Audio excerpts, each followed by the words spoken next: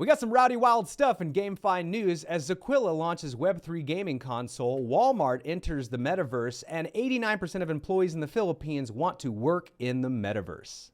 And for our first story, GameFi could be the answer to unemployment for some, Aussie game studio says. Well, I mean, just think about it, for example. Imagine if you have a criminal record and you're just unemployable, or you have face tattoos and no one wants you in the service industry or something like that, or you have some horrible physical disability and you can't go into a real job.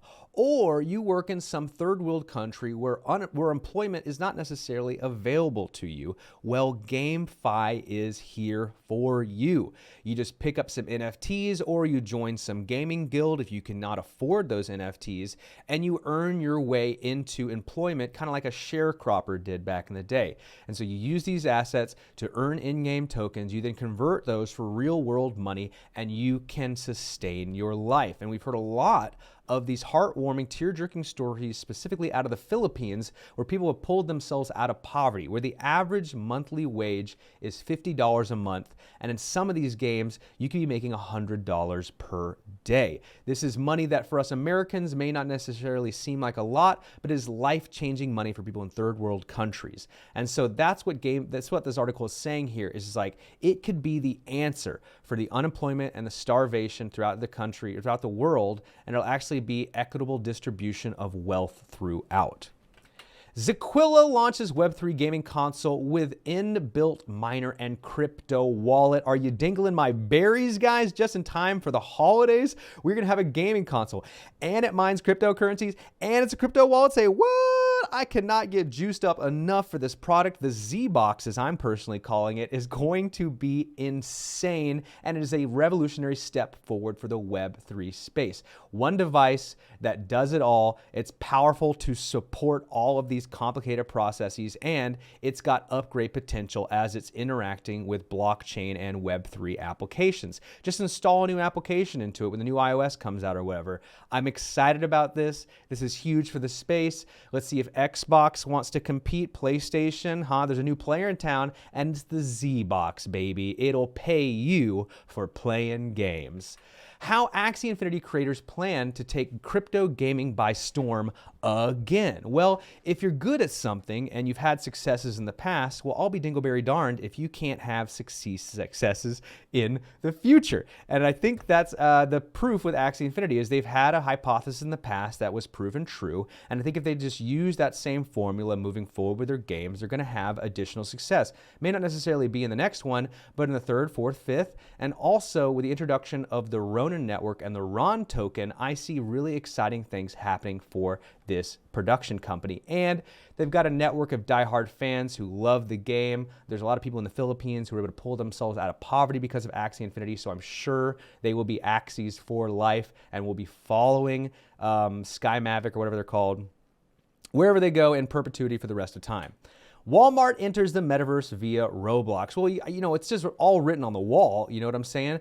Facebook gets in, and so Microsoft gets in, so that means Amazon's definitely working on something. So Walmart, Amazon's direct competitor, is just like, well, shoot, dingle my berries. I gotta get in on this Metaverse stuff before Amazon does, and they're doing it. They're partnering up with one of the biggest GameFi games, decentralized GameFi games, Roblox. And so I see this being really great. I think it's going to be cheap and really tacky. But hey, that's Walmart, man. Whatever sells it works, baby. So get it going, dingleberries. Epic League launches action RPG Dark Throne on Polygon. Here's a bunch of cool stuff you got to unpack out of this. First, Epic Games is building play-to-earn games in Web3. That's exciting news. Also, this is on Polygon. It's not on Ethereum, not on Solana, not on AVAX, not on Wax, Polygon blockchain. And this is just telling me to, like, guys, if you're not interested in GameFi, if you're a savvy investor, if that's why you're watching this, to look for investment opportunities, well, get some exposure to the Polygon blockchain. Even during a bear market, they're having really exciting announcements like this. Web3 metaverse company Hayden raises $30 million in Series A funding round backed by Epic Games and Tencent. So again, Here we are, Epic Games, another big gaming platform in the Web3 metaverse space, and it's on the Polygon blockchain. I'm sure because Epic's previous releases were on the Polygon blockchain, and we got $30 million Series A funding for just one of the games, one of the many games on Polygon's network in their portfolio. And so, guys, the storm is coming, mass adoption, whether it be through some kind of Web3 mobile phone for gamers or some kind of Web3 PlayStation, Xbox alternative like the ZBox. There's going to be mass adoption once we make it easier for the end user. And so that's what's happening here. You know, we just got to pick winners. Polygon's got a lot of work being done on it. I could also root for Solana as well. They've had some massive announcements recently. These just get some exposure in a diversified way. And remember, daily cost average, and I'm not a financial advisor. I wear a Hawaiian shirt and I talk about games on YouTube. So do not take financial advice from me. 60% of Latin American professionals open to using metaverse tools at work.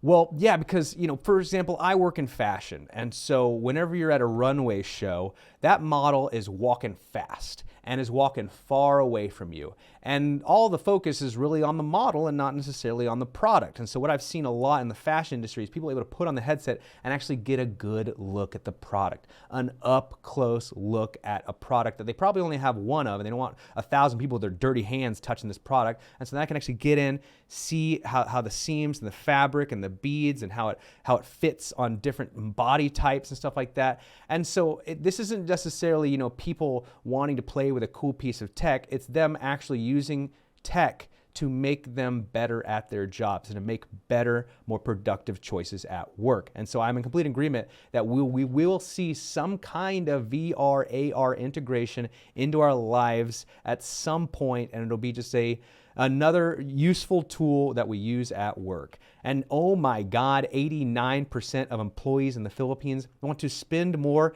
office time in the metaverse. I'll tell you why. It's because if I can do it in the metaverse, I don't need to go to work. I could be anywhere. I could be in Maui on vacation, bare ass naked in my apartment, doing whatever I want, but I got the headset on and people think I'm wearing clothes and I'm getting my work done. And I agree with you 89% of employees in the Philippines who want to spend more time in the metaverse. I completely agree with you. 89% seems high. It's almost like there was someone in the room with a gun to their head, just like, do you want to be in the metaverse? And I'm like, whatever gets this gun away from my head. But this is the truth. I think we will all be transitioning to the metaverse at some point, and the Philippines might be the ones at the tip of the spear.